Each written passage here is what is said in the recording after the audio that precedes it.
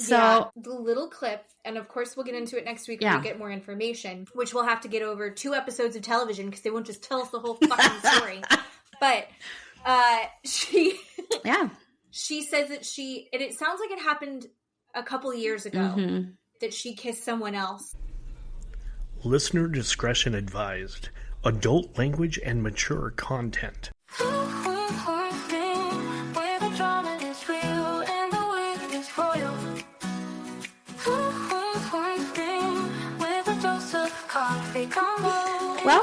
Welcome everybody to Two Queens, One Screen podcast. I am Keeley. And I'm Jen. Thank you so much for joining us today. Thank you for returning. If you have been with us, thank you for coming if it's your first time. So let's see, this week we're going to talk about a series finale of Real Housewives of Salt Lake City this week before we talk about our podcast. So we would like to talk about just a little snippet of the series finale, our opinion on it. So at the end, when the ladies are at the dinner table and they're reading their text messages about each other, which was horrifying. And Heather, that was the wrong game to suggest. Heather has the worst games. Like, this is a consistent problem for her. And I love Heather. I do. I genuinely wish I could be her friend. Yeah. And not just for the cosmetic benefits of being her friend. But remember, she did the same thing. She's like, who would you let on your Oregon Trail wagon? And who would you kick off? And then everyone was a bitch to each other. Yeah. So this one was maybe her worst game of all time. Guys, do you know what's going to make us friends again? Is if we all say the worst things that we've ever said, and we have to show proof that we said them via text messages. Yeah. We just wanted to talk about what Whitney said about Lisa. Everybody said something about everybody else. Whitney chose Lisa, obviously, because Whitney and Lisa are having a problem. And they were the last ones. Yeah. And overall, how would you say, like, when you were watching that, some of it seemed like it actually went well and was constructive. Yeah. They read aloud what someone else said about them, and Bronwyn took it the best. She heard horrific things about her, that she was a gold digger, that her husband was 1 foot in the grave, 1 foot on a banana peel. Yeah. And that she, like, sucked her way to the top, and all of this gross stuff. God. And she cried, and she was like, but I see why you might say that, and I'm going to try and show myself in a different way so that you would not have a reason to say that about me. And some people took it in a constructive way, like she did, and I think she did the best.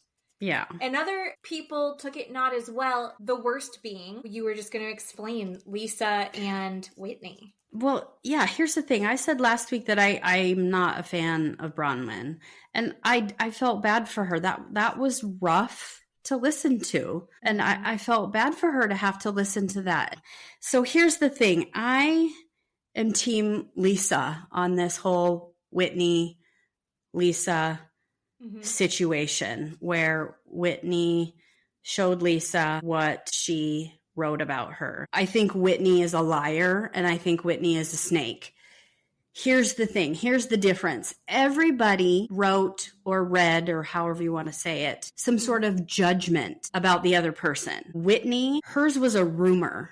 She wanted to make this public. What she said, what she wrote, she wanted to make that public for the whole world to hear about Lisa. She even admitted it in such a way. She said, I could have said something about your looks. I could have said something about your finances, about your businesses, about this, about that. But I chose to read this.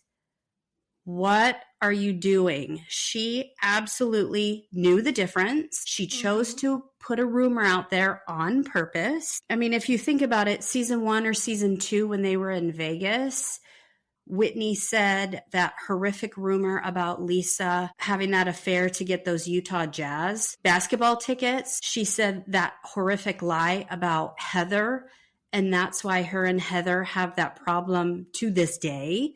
Yep. 5 years later. Yep. And when Whitney said she was talking to Monica, the first thing I thought of was she was the one feeding Reality Von Teese. And then she turned it around and said that Lisa is doing it. 100%, I think it's Whitney. So gross that she would bring Monica into this. Yep. Last season, so explosive because Heather, receipts, timeline, all of that. That she would go back to Monica at all after that was such a betrayal to everyone. Yeah. That she would go to Reality Von Teese, who is literally trying to destroy their lives, ripping people apart, I thought was so shady. Yeah. It felt very Meredith Marks to me, like she wants to do it the way that Meredith does it. Rumors. She's like, I'm not saying it, I'm just saying what people have said. There is an elevated tact that Meredith Marks has when she's doing that shit. Yeah. That Whitney does not have. Yeah. Whitney cannot touch it. And she thought that she could, but she could not. And then to act like I'm trying to squash the beef between us by saying that you're fucking around and John's into it. It took it so far. Everyone else was like, I think she's a bitch. I think she's conniving. I think she has no style. All of that stuff. I think that, one, did Lisa have a huge reaction? Yeah. I think that ideally, in an ideal world, I want Lisa to win, and I wish that she could have responded to it without completely having a full meltdown. And I think if she could have responded cool, like if she could have Meredith Marksed it, it would have been so much stronger than her melting down, because then Whitney still has this little bit of, look at her overreacting. I'm doing what we're supposed to be doing.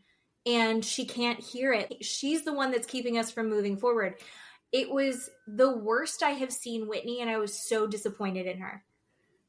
Yeah. Especially because 2 minutes before, she and Heather had maybe made up. And I was really hopeful for that because I thought that they were good for each other. And then I was just like, oh no, fuck off, Whitney, because you have no personal growth and you just want to get as dirty as possible. Yeah. Ugh. And I do think that she gets her jewelry from Alibaba. I do too. So. Yeah, and I do think she returns her clothes and wears them with the tags on, 100%. Oh, do you think Lisa does it or you think Whitney does it? No, Whitney does it. Whitney projects. Yeah. All of her clothes that as she was packing, they all had their tags still on. And her husband was like, what is this? And she's like, oh, it's just new. You're sending it all back. Nope. Which is, you're supposed to pay. You're supposed to pay for these things. Yeah.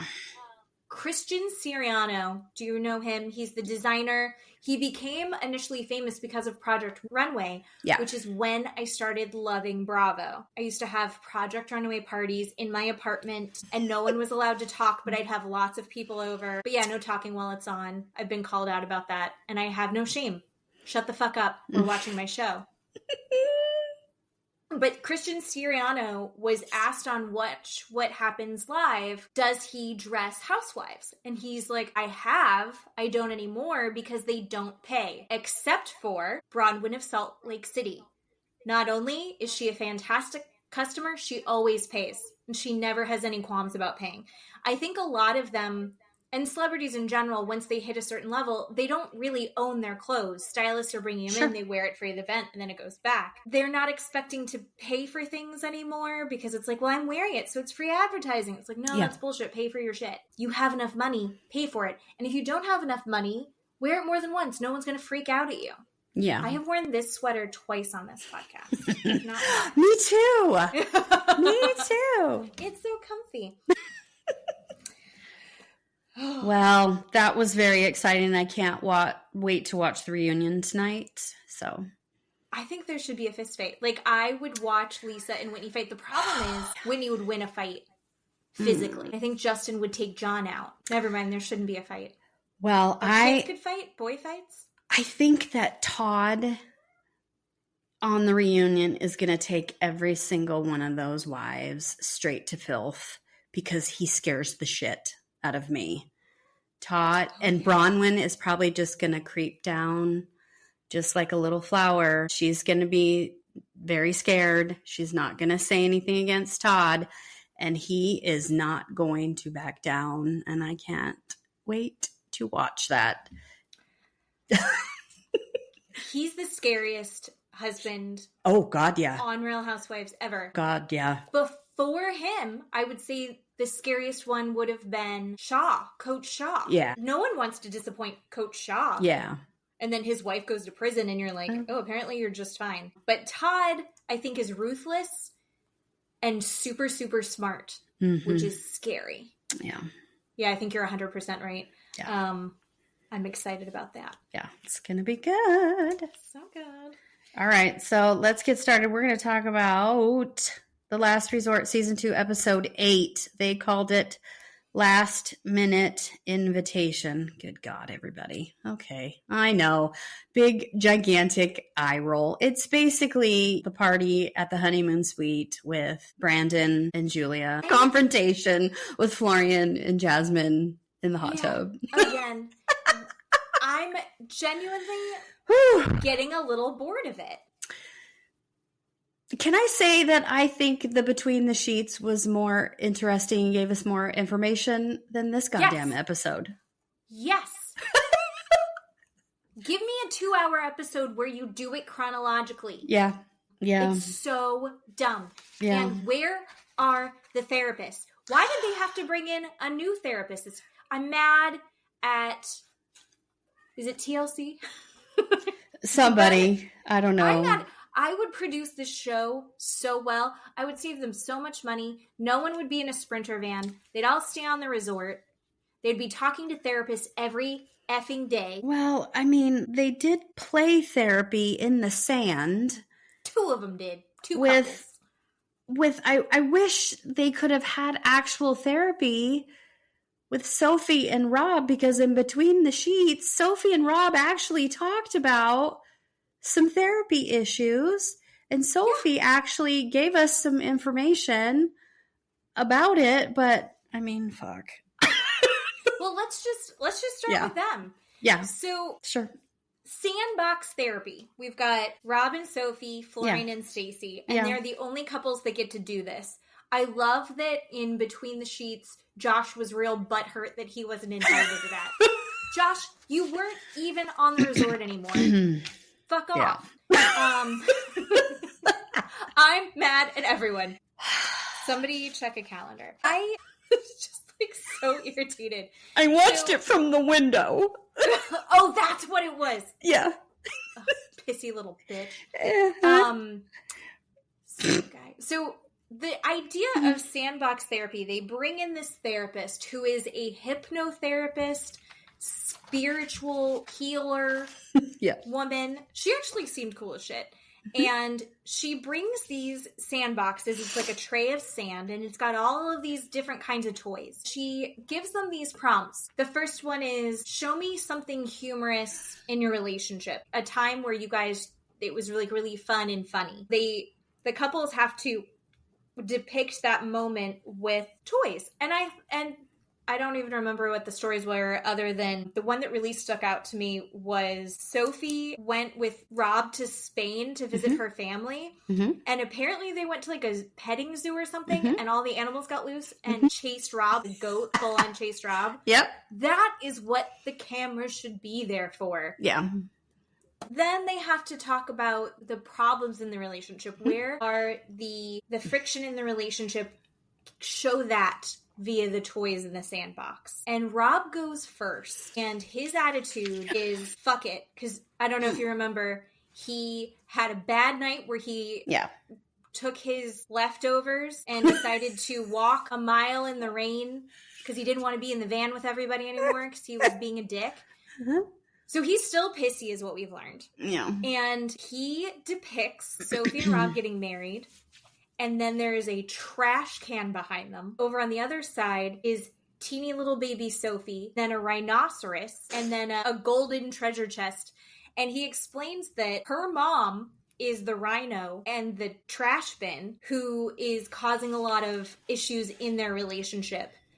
And it all stems from her being a young mom who was also an addict and Sophie kind of raised herself. When her mom is good, she's like her favorite person. They get along incredibly. It's the most important person in her life. And then when her mom's not doing well, because she's an addict and there's ebbs and flows of her sobriety, and how Sophie basically had to coddle her mom and cower down to her mom and whatever she was going through at the time, which may or may not have any place in reality or sense of logic to it, which is similar to how she has to deal with Rob. And she connects those, which I thought was great. But you see her really take that in from him. Instead of her lashing kind of back out immediately, she does accept that, like, yeah, the way that my relationship is with my mom and the way that my mom deals with you, Rob, can be very negative on our relationship. And that outside force is really affecting us. Oh, how did you feel watching that part of it? Well, obviously he was coming in hot, like you said. Oh, yeah. He was already pissed off. They walked in separately at separate times. His face was just mad and scrunched up the whole time. He sat with his arms crossed the entire time. I don't even think they looked at each other the entire time. While he was describing the scene, she was crying. I think it hurt her feelings, which it would hurt my feelings too to hear that. But you're right. I think she connected the dots for their marriage. But what I thought about it is, if he knows all of that, why isn't he helping her? Why isn't he giving her any sort of grace? Why aren't they going to counseling? Why isn't he taking a step back? He is older than she is. Significantly. I mean, I'm not talking 17 years older, but he's older than she is. Why does he make it her fault all the time? He never takes responsibility for anything. All he does is plop the blame on her completely for everything. And I'm not saying she's blameless. That's not what I'm saying. What I took away from that is if he knows all of that, why does he not help her? She admits, look, I don't play as a team, like you said. She sat there and admitted, look, when I came here, I was putting all the blame, 100% of the blame on him, which I thought was magnificent that she said that out loud. Like, that's super adult and super mature to say that. But for her to realize all of those things that she said in between the sheets, right? She had to raise herself. Her mother was her friend. Her mother was never around. Her mother was an addict. People in that environment a lot of times don't realize that. They don't realize that environment that's going on around them. Right. Until they're in a relationship with another person that turns the mirror around and shows it to them. Sure. And then that person says, you're this, you're this, you're this, and you're that. And then you're like, I am? He turns it around and says all of these things that are bad about her. And she's like, oh, okay. This is why it gets me so upset. He says all these bad things that she's doing, which I'm not saying, again, I'm not saying that it's right. Sure. Please don't get me wrong. But why doesn't he try to help her? So, not that I want to be on Rob's side. However, I do think this is not a new thing. One of the reasons they said this sand therapy was such a great idea, actually, Rob and Sophie are the ones that pointed out why this was such a fantastic exercise for them, was that they weren't really having to do the whole conversation through words. Yeah. Because the way that they say things will set the other off. So this actually gave them the opportunity to bypass some of that. Rob is dealing with having the same things brought up over and over and over again. He probably has tried to be supportive over time, and I think he's putting in the work over and over, and it's not, he's still ending up right back at square one, is the sense that I'm getting from what he's talking about. And I think he's frustrated. The therapist points out that Rob isn't comforting Sophie during this exercise. Yeah. He's watching her cry. Yeah. And her take on it was, Rob, is dealing with a broken record. This is something that's been brought up before and there hasn't been a solution. There hasn't been change. As someone who grew up with a mom who was like that, not addiction, but like my mom was in charge of everything. Yeah. And my mom wanted us to be a team, and then significant others were periphery. It took me genuinely years before I saw, no, Matt is now my immediate family. This is my immediate family that I'm choosing. And you're part of it to whatever degree we're comfortable with. You don't get to dictate this. We together dictate the interactions that we're going to have. And that becomes so hard because when a parent like Natalie's mom is so codependent on her child and you are more friends with your kid than you are a parent. Yeah. That fucks up everything for a long time. And it also messes with relationships with significant others for the parents and for the kids long term. Yeah. And that is why I treat my kids like kids, and I'm mean to them all the time. Yeah. Well, just remember what you said. Yeah. When your kids grow up, right, and you want to be in your kids' lives, think about that, because I have that. My child is a grown-up, and I try and be in her life. And I get told I'm not her family. So, just so you know, listen to yourself. I'm just saying, I'm not trying to say what you said is wrong. Not saying that. That's not what I said. But what I'm telling you is I get told that I'm not her family anymore to my face. I don't understand that. That's a little mean. Okay. You say it nicer. Okay. But that's basically what you just said. Yeah, and I do stand by it. I think that you're not family, but you are not the immediate household. There's like ring theory. Well, I get that. So when Sam and Henry grow up and they look at you and go, sorry, Mom, you're not my family anymore. She or he is my family. Try and remember that and don't get upset. I think, okay. As we're older now and dealing with, I'm in the middle stage of it. Yeah. I can only see all the things that I'm like, I know what I'm not going to do as a mother-in-law. Well. But I think that it's hard. I think all of it and changing roles and things evolving and family systems and shapes changing, I don't think that that's going to be comfortable for anyone ever. But I think specifically in the dynamic where Sophie and her mom are best friends and not mom and daughter. That becomes where the mom is like, and we saw it in their season where the mom is like this and does not want to let Sophie go. He's not good enough for you. I'm the one that's going to be protecting you. I'm better for you than this. You should stay with me. She doesn't want her to grow. Yeah. Sophie, I think half the reason that Sophie left and married Rob was to, even whether it was conscious or not, because she loves her mom. Yeah. Right? Yeah. She thinks that her mom's amazing. I think she wanted to kind of redefine herself. And marriage is like, I'm not myself. I'm a wife now. That's a whole different thing. And the problem is that she hasn't, just because her title has changed, she hasn't done the emotional growth. Yeah. To do that on her own. And her mom doesn't want her, just because your title's changed, you are exactly the same person and you can't change. Yeah. And I think that that's where her and Rob are battling it out for, I'm her partner. And that is not how it should work. Yeah. Is what I'm seeing. Yeah.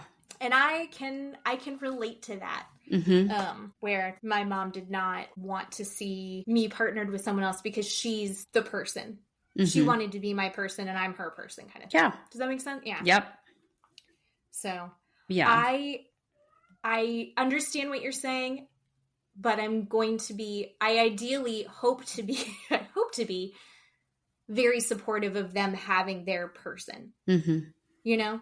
Even, of course. Even if, of course you will be. I'm not saying you won't be.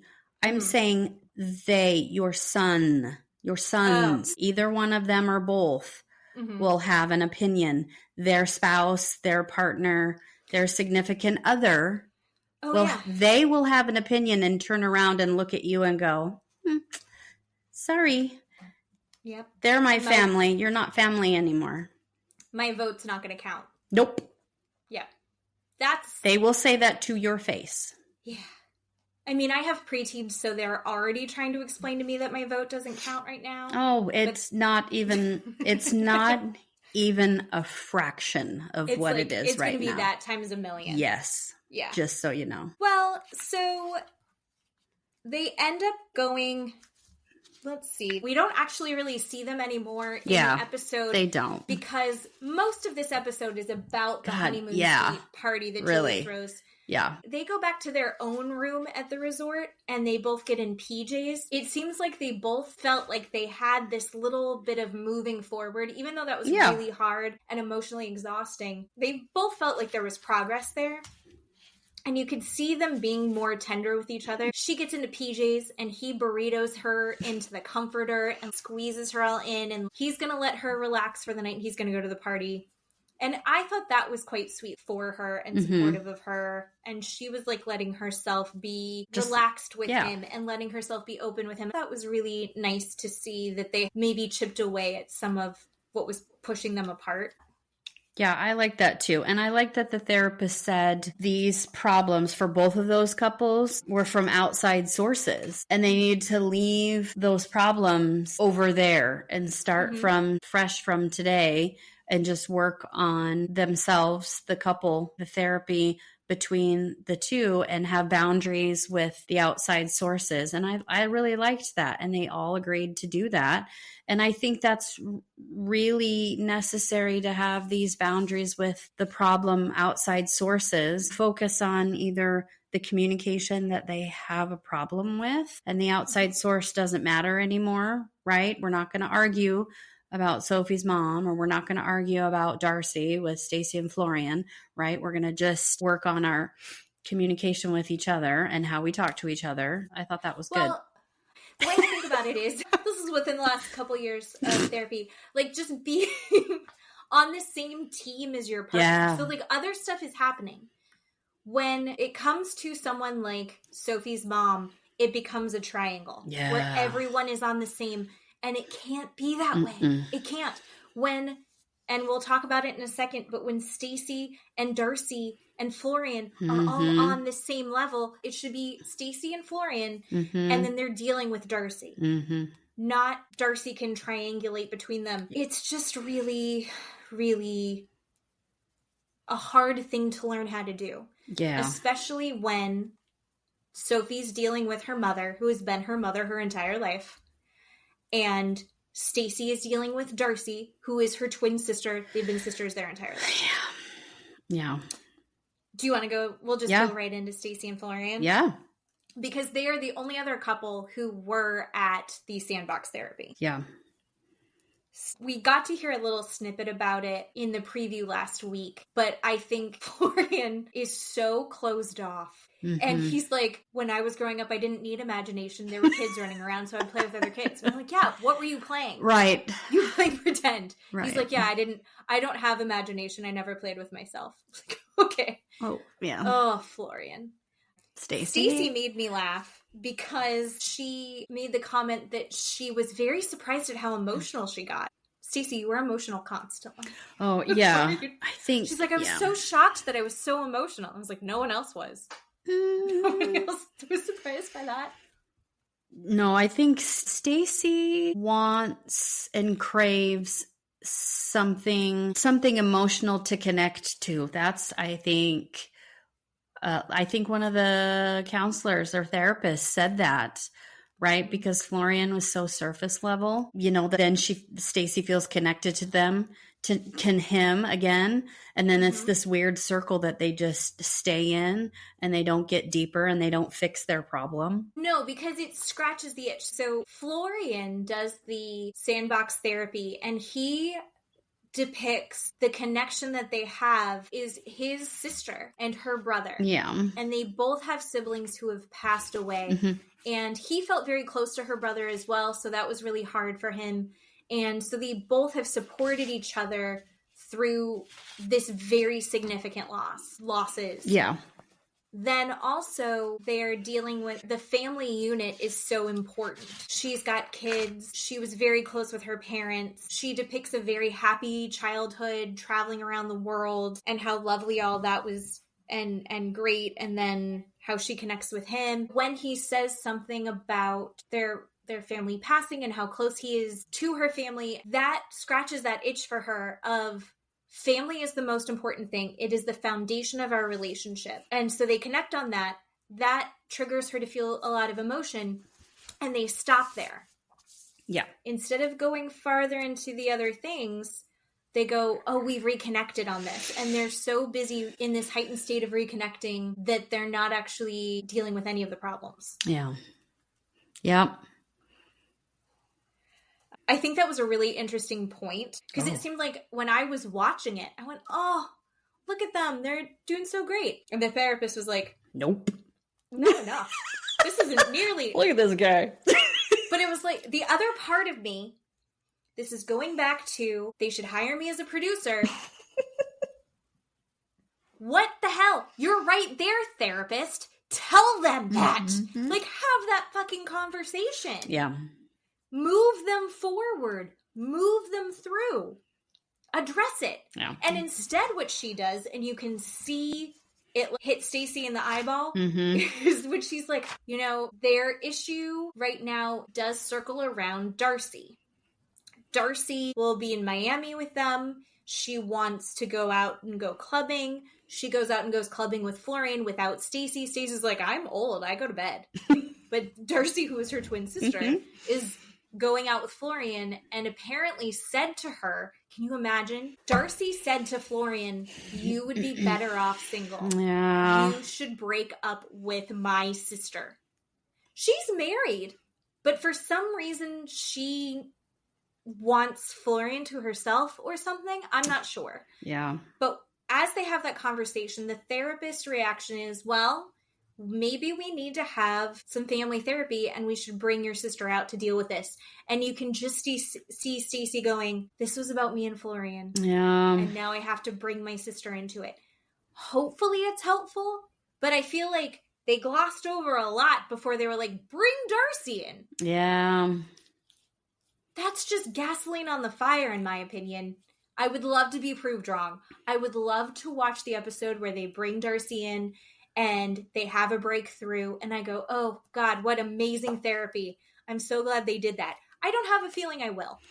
Yeah, no, I think you're right. I think they have quite a problem. I think a lot of their problem is their age difference because he's got anger issues like we saw. And I think, like Jasmine pointed out, she mothers him because of the age difference. And I think it's a culture thing where he's not quite sure maybe of what's going on, maybe in whatever situation is happening. So she probably has to explain it to him. He gets frustrated, you know, his anger pops up, and then, you know, there's some sort of situation.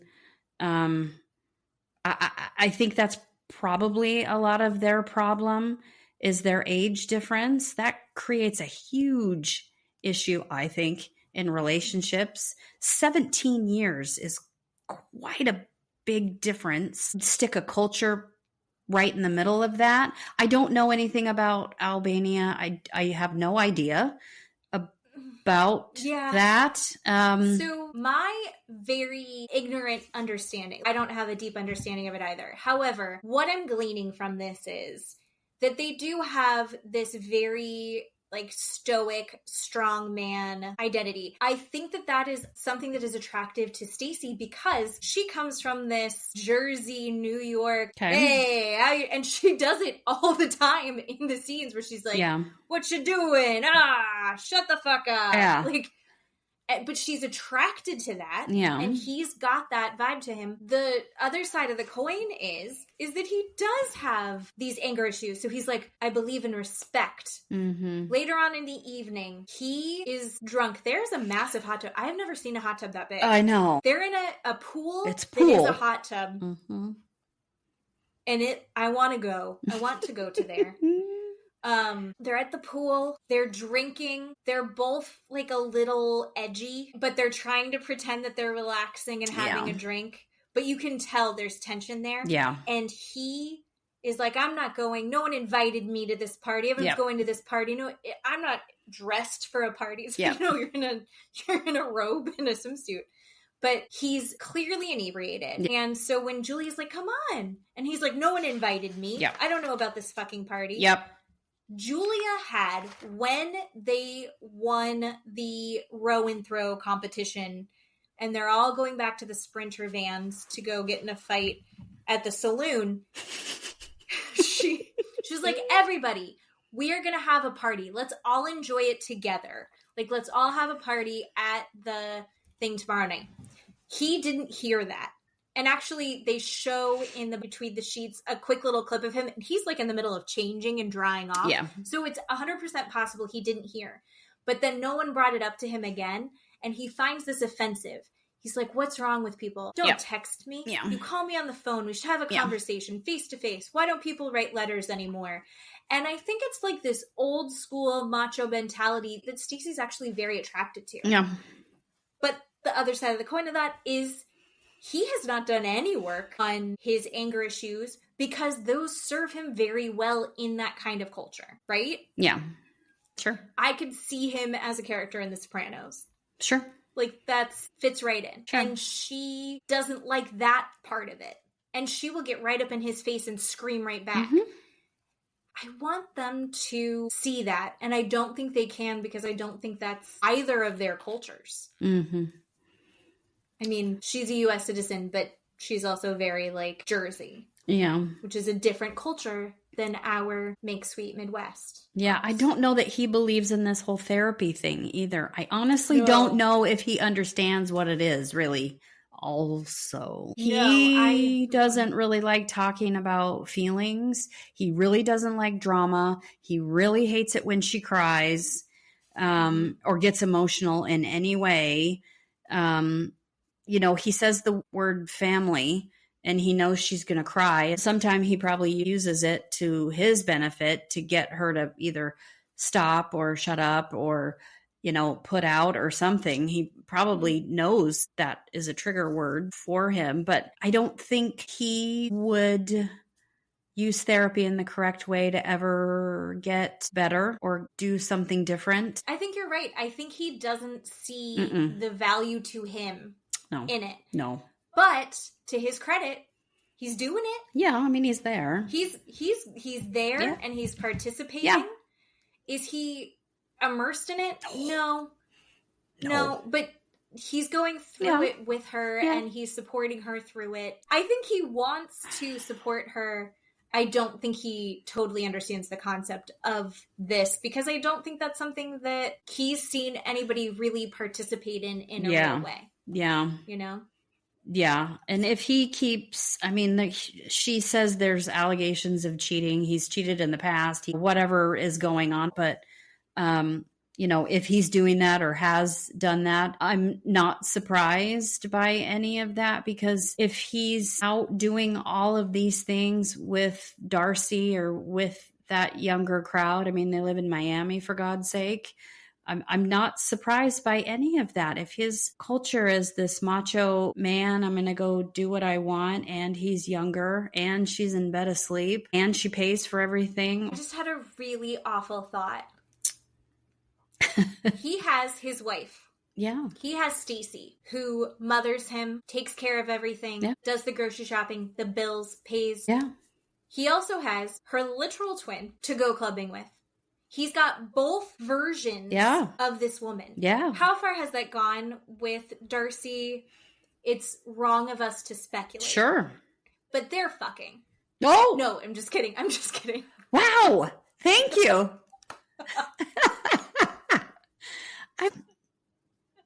All right. But yeah, so he gets nasty about not getting invited to the party at the pool hot tub. And he's clearly drunk. And Julia's like, I'm not getting involved in this. Yeah, I'm not gonna let this escalate. But Jasmine's like, I will. So Jasmine goes running out and gets into a screaming fight with him. Mm-hmm.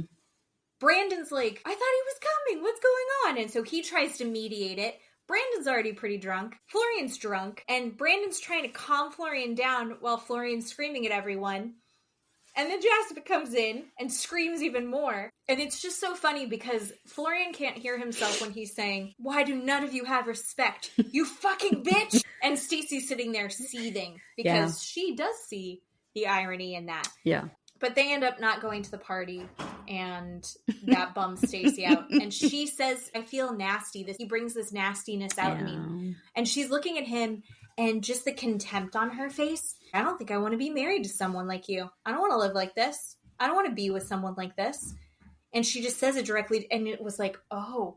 But she was pissed, and that's where that came from. Yeah, I can see Stacey, right brain, left brain, quite a bit with him, right? I can see her vacillating back and forth. She has this, why do I be married to you? You ruin everything. You have anger issues. Why am I here sitting doing nothing and not being in the party having fun?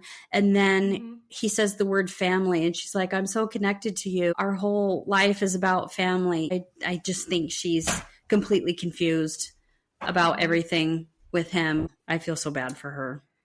It's sad that so little means so much. Oh, for God, her. Yeah. Totally. Like that little bit erases all the bad. Yep. But then they start all over right over again. They're not learning. It's frustrating. Yeah. Yeah. But speaking of at the poolside, do you want to go on to Gino and Jasmine? Oh, Lord. Sure. Moving on to the other fight partner at the hot tub pool is Jasmine. Jasmine had gone to the party. She was the first person over with Brandon and Julia. The first person to show up. And we'll get to that. Gino goes to the pool party with Florian and Stacey first. They love each other. And you and I have thrown around the word bromance. Yeah. Stacey also threw that word around, and Florian didn't appreciate it.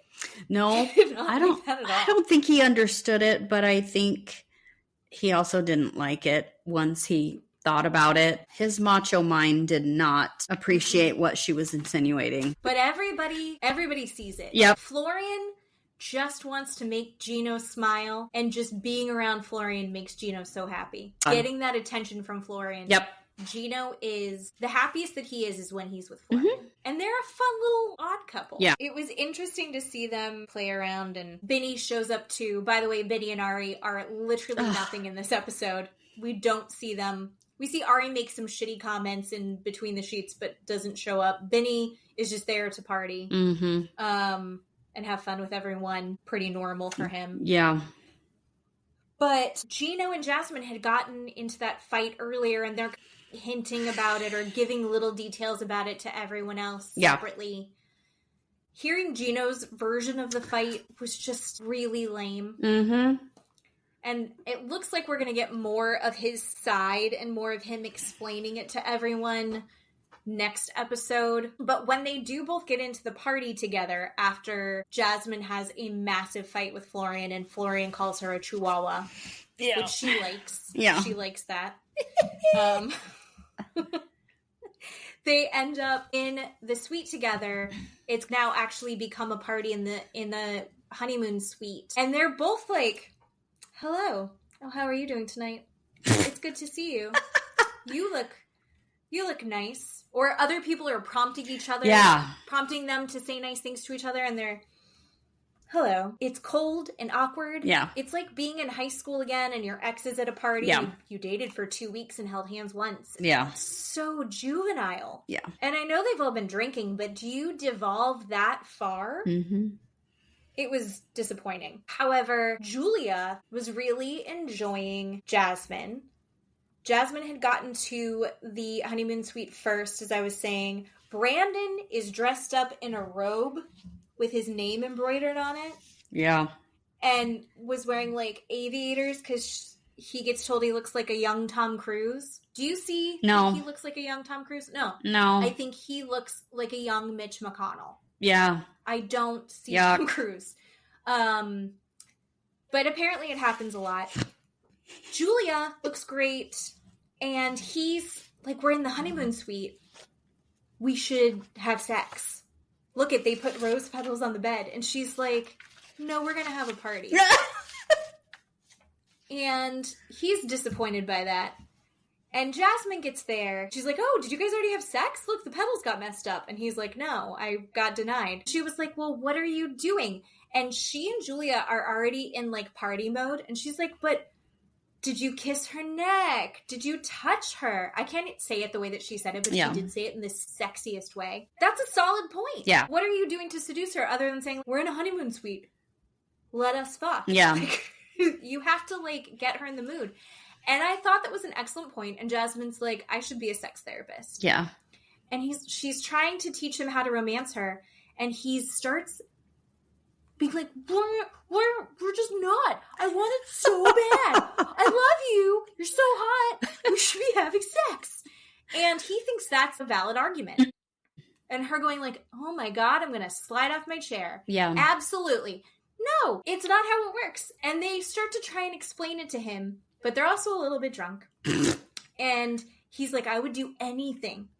Tell me what I have to do. And she's like, okay, dance for me. And he's like, well, not that. Jasmine teaches him how to give her a lap dance, which is fun to watch. Yeah. And that actually seemed to do okay. Yep. They're all having a fun time. Yep. But then he, I think, showed too much weakness in this. And so then they started shaving his armpits. I don't know. Show too much weakness? What does that mean? I mean, he was like, I just want it. I'll do anything. And if you're I'll do anything, I'm going to shave your armpits. This sounds fun. I think they were just being mean to him. They were picking on him so bad. Yeah. So the two things I want to talk about. One, he got that robe in Dubai. Did you hear him talking about that? I did hear him talking about that. And their reaction to the honeymoon suite was over the top. If you've been to fucking Dubai and you had that reaction to a suite in Arizona, stop it. I mean, you've been to Dubai, dude. They're giving their explanation of the Dubai trip. Yeah. They show up to whatever it is, the resort they're in the Dubai. It's his birthday. Right. They have embroidered silk robes for them. Mm-hmm. They have a birthday cake where they had taken images from their Instagram and put them on a cake. He's like, it's like a 7-star experience. What? Mm-hmm. I've seen where you lived with your mom. Yep. How did you get that? I want to go to Dubai. Mm-hmm. Apparently I can if he can. Yeah. We can't. Unbelievable. I can't. Seems insane to me. Yeah. Those things didn't match up. And then the other thing, as they're doing these shenanigans, running around, making him dance, shaving his armpit, him whining about not getting laid, Julia trying to, like, say, okay, maybe. Yep. Jasmine, in between the sheets, alleges, she tells a producer and then she tells Brandon this story, that in between they're changing out a card or something, there's like a little teeny break. Julia grabs Jasmine and shoves her into a bathroom with her. And before Jasmine even knew what was happening, Julia's tongue is down her throat and they are making out. And Julia was like, listen, I've never kissed a girl before. I just want to know what it's like. And Jasmine's like, well, I needed to make a good first impression. Yep. And so they had a little tiny secret makeout that no one knew about until between the sheets. Mm-hmm. And then they ask Julia, and Julia laughs her ass off and goes, no. Who is lying? I think Jasmine is lying, and I will tell you why. Okay. Because in between the sheets, Julia and Sophie are talking about having sex and giving blowjobs. Mm-hmm. And Julia says, I don't like having sex. I think sex is kind of, I'd rather just give blowjobs and be done with it. And Sophie's like, what? Really? Right? I'd rather have sex than give blowjobs. Like, I'm going to give a blowjob. I want to have sex afterwards. Really? So they have this discussion. Yeah. And I don't think Julia kissed Jasmine based on that discussion. And her laugh when she was like, no. And she wasn't even angry about it. Yeah. She was like, no. There's Jasmine being Jasmine. Of course I didn't. So yeah, I didn't really believe her. And then, but how sad. Like, not sad. Not here to pass judgment. So much judgment.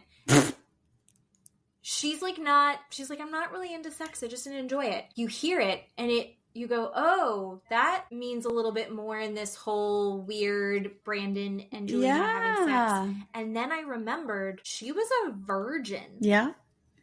When she and Brandon got together. Yeah. So probably after seeing him dancing, I'm fairly certain that he's just really bad in bed. Yeah. And maybe Jasmine could help them. Maybe Jasmine could help them. Sure. Well, Julia said that Sophie is more her type than Jasmine. If she were to kiss a girl, it'd probably be Sophie, not Jasmine. I think, plus, if she just wants to give a blowjob and not have sex, right? She'd rather do that. I mean... Do you think she's asexual? Like, maybe it's just like... I don't know. I mean, did you... There was a little clip at the end where they said next time on, where they have Brandon and Julia talking. They're in a group therapy. Yes. And I don't know if they're implying that Julia kissed someone or Brandon kissed someone. No, it's Julia. Okay, that's what I thought. Cheating. Yeah. So the little clip, and of course we'll get into it next week when we get more information, which we'll have to get over 2 episodes of television because they won't just tell us the whole fucking story. But she says that and it sounds like it happened a couple years ago, that she kissed someone else. Yeah. And he's like devastated. And Jasmine is in between the sheets going, Julia should have taken that to the grave. So that'll be a fun discussion next week when you and I decide whether or not she should have told him. Yeah. So like you said, I'm wondering if he's just bad in bed and she maybe stepped out somehow, somewhere, or just doesn't like sex because of him. I don't know. Brandon is so earnest and so eager. Sure. But not in a way that it all makes you would entice me to want to sleep with him. And he sounds like a whiny little boy. So here's the thing. Your partner can be really bad in bed, but the way that you're having the act could be the problem. You got to spice it up a little. Do something different. If we're talking missionary, then that's terrible. We got to do a different position. Or add a toy, right? I'm just saying there are other ways to enjoy the bedroom. If your partner is terrible at one thing, just do something different and maybe it would be enjoyable with your partner. Sure. But do you think, looking at how he treated her when she was dancing on the floor, if she was doing that at home, I think he'd still be like, what are you doing? Stop it. Like, I think he would still be a prude about it. And I think he has an idea of how he wants her to behave, that I think he would be overwhelmed by her sexuality and try and squash it down. Well, but when he's drinking and he's Joseph. Oh, Joseph. Do you think he's still like that? Because that's what Rob said, right? I don't know. I think Joseph was still embarrassing. Joseph was fine with getting his armpit shaved. I don't know. I think maybe give him a little bit of credit. I think he'd be okay. But you're right. The tight butthole Brandon pulled her down off of, the bar. But when he loosens up a little bit, I'm not saying he has to be drunk all the time to have sex with her. But if he loosens up a little bit, and plus, like I said a couple weeks ago, if your partner is happy and is enjoying whatever is going on, I think you are happy, right? You're enjoying what's going on. So he sees that she's happy. Maybe he's going to be happy, right? And he kind of said that, right? What do you want? What do you like? I want to do whatever you want. He's already eager. Just tell me what you want. But there's this other saying that I heard recently, which is foreplay starts the second the last orgasm ended. So all of that. Yeah. So you got laid and now you're immediately laying the groundwork for next time. Yeah. Are you helping out around the house? Not even helping around the house. Yeah. It's your house too. Yeah. Are you carrying your weight? Are you being supportive? Are you being romantic and engaged and not just going, oh, I feel like I have a boner. when are we going to take care of this? It's a constant. Yeah. It should be something that you're engaging in. Yeah. Maybe not even necessarily sexually. Are you taking the trash out? Yeah. Did you help her pick up after the dogs? Yeah. Were you there for her when she was crying about her mom? That's all the shit. Yeah. She's clearly doing it for him. Yeah. I don't know. So that's where my issue goes. But party mode, they made a deal. This is the other part that kind of bummed me out. They literally go, listen, first we have party, then sex. Like, they made a decision and they shook on it. It was a bummer that she was like, oh, it's second nature for her for sex to be transactional in that way. I'll give you what you want, but I get to have my party first, okay? Yeah. Ugh, nope. Wrong energy, dude. Yeah. So, that was a bummer. Yeah. But seemed like the party was fun, other than awkward Gino and Jasmine. And then Natalie comes in. Natalie walks in. And she looked like such a sweet little prairie girl. She's got this little frilly top dress and her big old cowboy boots. She's been trying to call Josh. Josh, after sex therapy, disappeared. Yeah. And he's not answering. And the producer's like, wait, he left? And she's like, I don't know. And he's like, what if you call him? And she's like, it goes to voicemail. See? So he's just disappeared. So at least he was there to watch someone else have sand therapy, and then otherwise, who knows? What my question is, why is the show letting him leave? Like, I know they're not holding him hostage or anything, but he signed up to be on a show and he's in and out. I don't understand this. I don't understand what we're doing with him. He just gets to leave and come and go. Who is he? Right. And she comes in. She's so doe-eyed. Her eyes are very wide. It felt very put on. I don't know. I feel bad for her. I don't know. Well, very similar to Real Housewives of Salt Lake City. Brandon, actually with good intentions, he heathered the shit out of this. He did. He was like, you know what Josh told me? He just... Let's play a game. Let's tell the truth.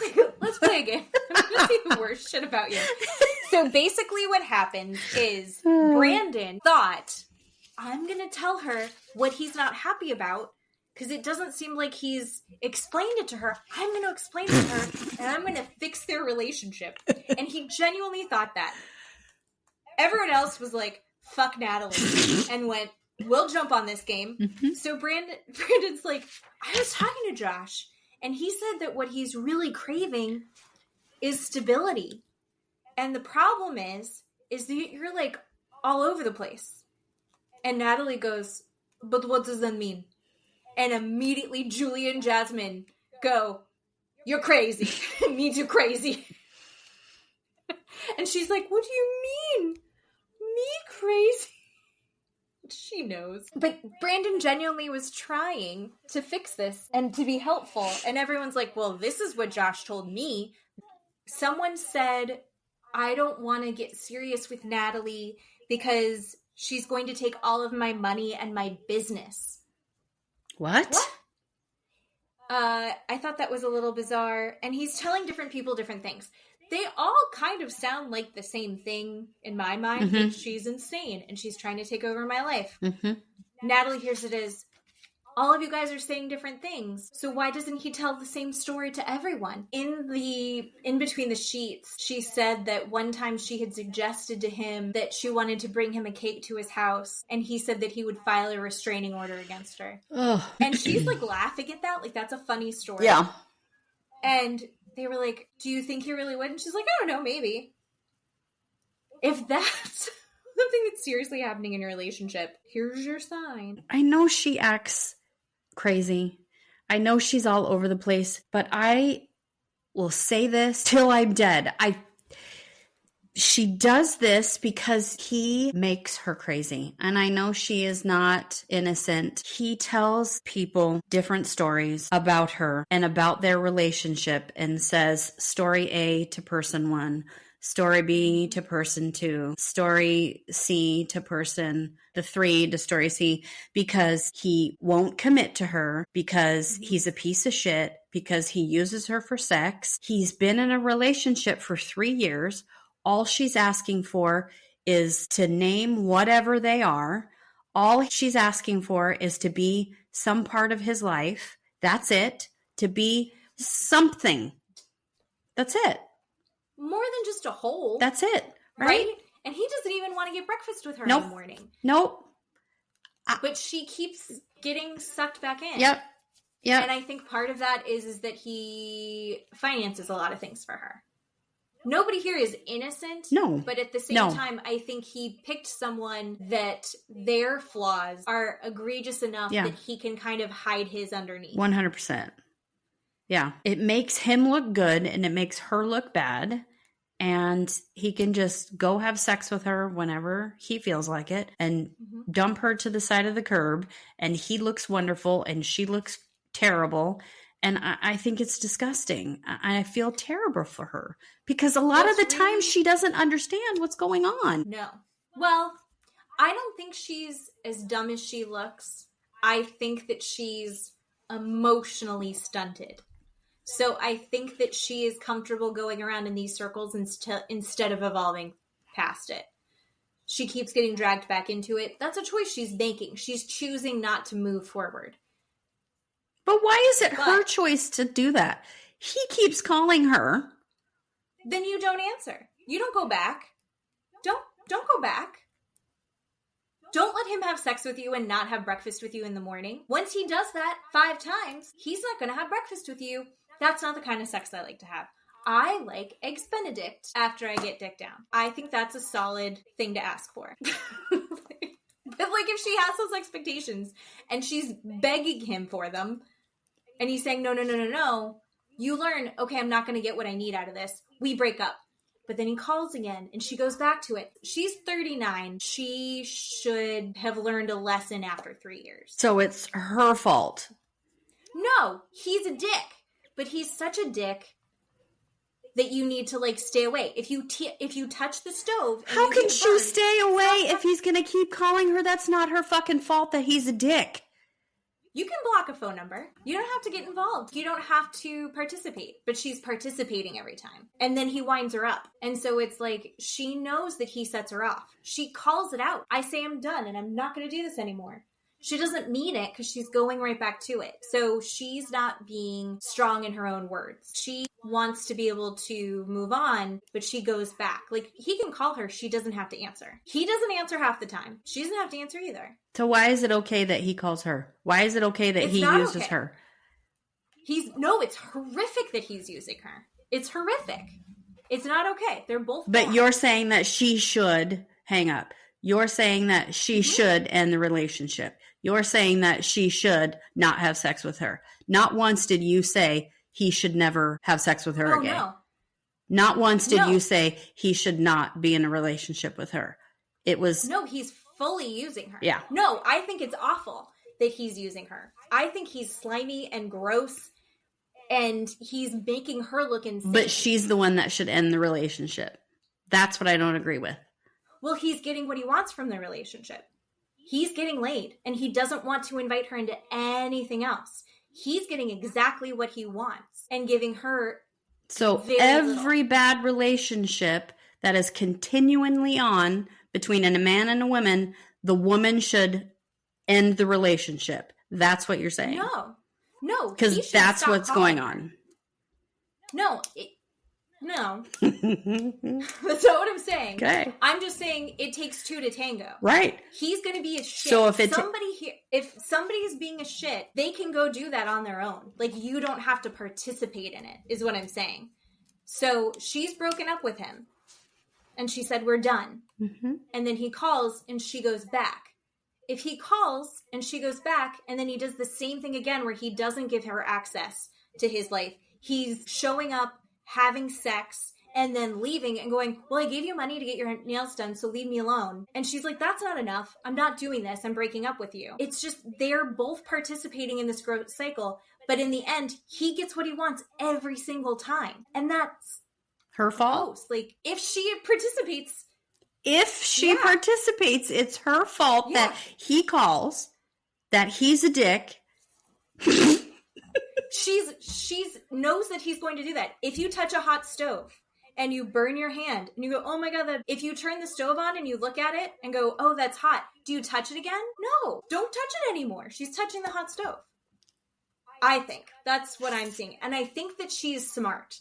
I think that she is an intelligent person. I think she's being willfully obtuse when it comes to this relationship for some reason. And I don't get it. Because she'll talk about it. I see how I'm being an idiot here. I see, you know what else he did? Like, she'll start talking about it and you go, she sees it and she knows it and she hears it. But then she does it again and again and again. So everyone has their part to play in this. He's awful. She's going back for more in this when I don't think that she has to. She's hearing what he's saying to all of these people and going, where is he? He won't tell you that you're his girlfriend. He'll tell you he will not have a family with you. You want to be a mom. He's not going to let you near his kids. There's such an insane disconnect there for him that makes me go like, she knows better. If she knows that Sophie is lazy for Rob, she should know that he is garbage for her, I think. Okay. I just don't think I think she lives in a fantasy world where he's going to suddenly be better or someone's going to save her and give her the life that she wants. And she's hoping that it's Rob, but he's doing nothing but showing her over and over again that he won't. She just keeps admitting she's not asking for too much. She just wants him to say, what am I? She says, it's been 3 years. I'm not asking for too much. I'm just saying, what am I to you? That's all I'm asking for. Yeah. I don't think that she is being insane. She actually explained it, I think, really well when she was like, he's not answering the phone. He disappears and he ghosts me. Then it looks like I'm crazy because I'm like, where are you? Mm-hmm. And he doesn't talk to me for days. Mm-hmm. And that is a normal thing for him. If you don't want to put up with that, you have to draw a line. If you want to say, I can't deal with this anymore. And he's already said, no, you get what you get. I'm a busy businessman. Mm-hmm. Crypto. Investments. Rental, Crypto. Didn't you say that? Or something weird like that. Something weird. I don't know. Fucking Josh. Whenever he gets on Between the Sheets and he's trying to tell you like what he thinks about someone else's relationship, I just want to fast forward. Ugh. I hate to hear his feelings on anything. Oh yeah. It's always weird. I think, was it Julia who was like, what do you think he's doing? Was it Julia or Ari? Someone asks her, is he hiding something? What is he hiding? Oh, yeah. Is he, he's not secretly married. He's on TV, so his wife would know about this. What, or if he had another girlfriend, what is it that he's hiding? Yeah, that was weird. There's but I don't think that she's off. He's got some secret in his house. Maybe he's secretly poor. Maybe. But I guess he's going to come back, and he comes back and acts like nothing happened. Well, and then he blames everybody else for what he said, right? The money in the business thing. Right, I didn't say it like that. They took it out of context and all this other gaslighting bullshit. Right? What is the context where she's going to take all my money and my businesses? I don't. How do we hear that in a better way? You're right.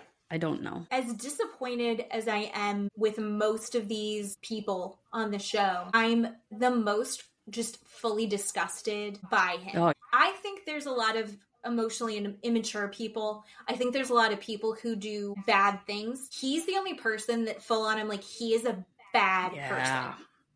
Yeah. There's people that I'm irritated by. Even Ari. I'm really pissed at Ari. Yeah. I don't think she's a bad person. I think Josh is a bad person. Yeah. So I hope he falls in a well. He's gross. He's gross. But yeah. What are any other highlights from next week that we're excited about? Do you think that Julia will actually sleep with Brandon in the honeymoon suite? I think she will. She said she would, even though he kept saying, you always say later, and later never surfaces, which is probably true. They did shake on it. He'll at least get a blowjob. Yeah, she likes that, apparently. So Well, I think that she likes that she can expedite it. She's like, get it over with. Yeah.